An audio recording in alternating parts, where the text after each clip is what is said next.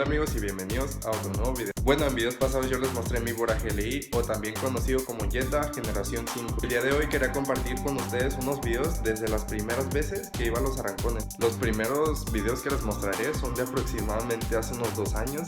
Y sí, fue algo de tiempo y es muy bonito recordar. Y también les diré cuando mi carro empezó a correr ya reprogramado. Y cabe mencionar que dicen que los Boras son algo problemáticos, pero creo que ese no fue mi caso porque jamás me ha fallado de algo grave. Por último, quiero agradecer y les mando un saludo a esos amigos que me grabaron en algunos videos.